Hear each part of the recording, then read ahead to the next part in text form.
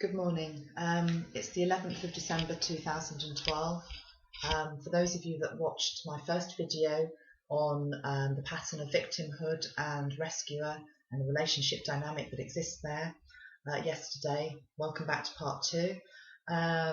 Today what we're going to be looking at is, I would like to talk a little bit more about it, a few things that I didn't have time to say yesterday, and then we're also going to move on to a healing meditation that is going to help clear this destructive pattern from your psyche in this special month of December 2012, where we have the energy so strong of Archangel Metatron guiding us and helping us across the bridge to a new way of being.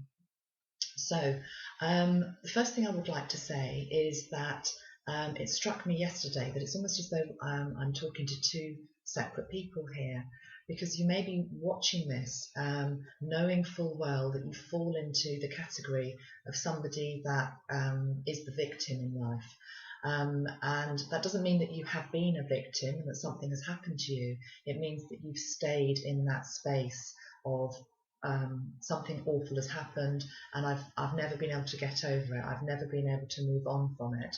And in a way, it's become the reason why I then haven't gone on to live my life in the way that maybe my soul wanted me to. It's a pattern where you are somebody that always looks on the negative side of life. Let's be honest about it. All of us do it from time to time. There's a lot of psychology out there that would say it's a personality archetype that we all have within ourselves. I think more than anything, it's knowing when it's got out of balance and knowing when it's our default mode and it's just something that we normally just always fall back into, and that we then find it very hard to get back to a balanced state with. So you may be watching this as somebody that you know you are like this a lot of the time. And if you are, of course, the answer is always about making the choice, and it is a choice, to actually step out of that fear, because it basically is a fearful place. The world is a fearful place, into a brighter way of being. And that is about trying to actually embody and stand in your own power and your own light. And it strikes me that the only way that we can really do this a lot of the time is actually by doing it. Maybe that sounds really stupid, but I really believe that sometimes we just have to keep taking steps out of old patterns, and the more we do it, the easier it becomes. It is that wonderful quote from Susan Jeffers, which is feel the fear and do it anyway.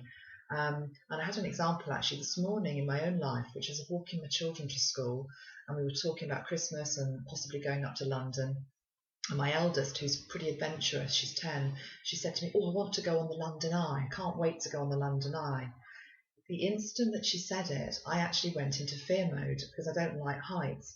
And I heard myself saying to her, "Oh, well, I won't be able to go on that with you. You know, I don't think your dad will either because he doesn't like heights." But more than anything, I pulled myself out of it really quickly because A, I thought that's a really bad example to be setting, but B, I realised that I was actually falling into that trap of, "Oh, well, poor me, you know, I know I'm scared of heights, so I can never ever do that. You know, that part of life just is never going to exist for me." And so I made a conscious choice in that moment, and I said to myself, actually, I'm going to go on it, and I'm going to do that next year, and I'm going to actually have a really good time doing it. It might sound very silly to somebody that hasn't got a fear of heights, but if you've got a fear of heights, it's actually quite a big step. And it doesn't have to be big steps that we're taking, but it has to be steps in the right direction where we don't give in to that part of ourselves where we try to keep ourselves small, because really that's what being the victim is all about. So take the steps and also know that you have the choice to change, and what you're doing is you're moving away from fear.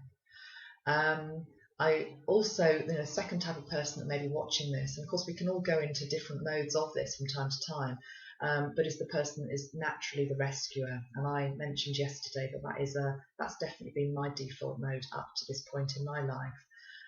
But again, it can be very damaging if you do it over and above the call of duty to your own detriment.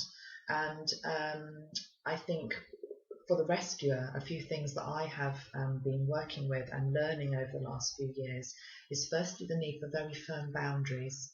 the need to, if you have somebody in your life that displays this victimhood a lot of the time, you're always going in to rescue them and pick them up, to actually, again, know that you have a choice and to put firm boundaries in place. And by that, I actually mean probably limiting exposure to that particular person. And all of these things that I'm talking about here, I am really relating to people in your life that are not on the periphery, because if people are on the periphery and are affecting your equilibrium and your balance to that degree, then really, I'm sorry, I'm being quite tough here, but I feel that you should be walking away. But I'm talking about people that we have long-term relationships with, that we also love, and that we know that they fall into that pattern of victimhood, and we also know that we've been the one to always go in and rescue.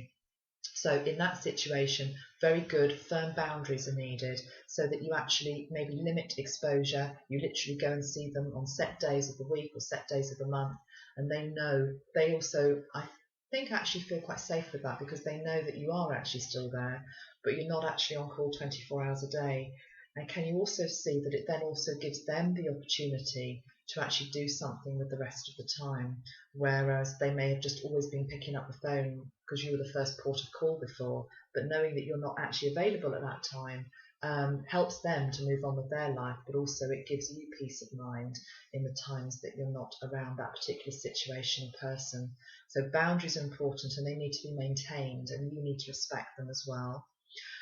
Protection as well is the other obvious one.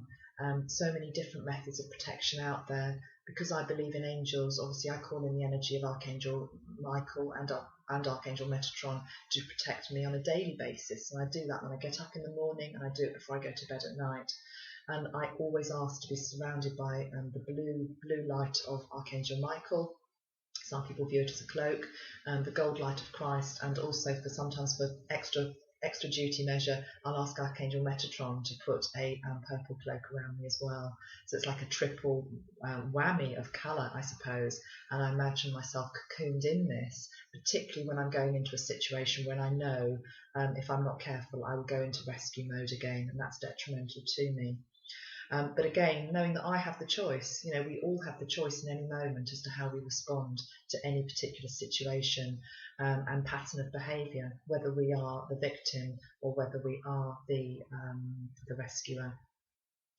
So what I would like to move on to now is a meditation, and I'm going to actually do it on a separate video now, because otherwise we're going to run out of time, and YouTube won't let me upload long videos at the moment. So it's going to be on part 3. I would like you now just to get yourself ready and make yourself comfortable for that. Somewhere, it's going to be about a 10-minute video, so somewhere where you're not going to be disturbed for about 10 minutes, maximum 15 minutes. And we're going to do a healing meditation which takes you through helping to heal this pattern of either victimhood or rescuer within yourself.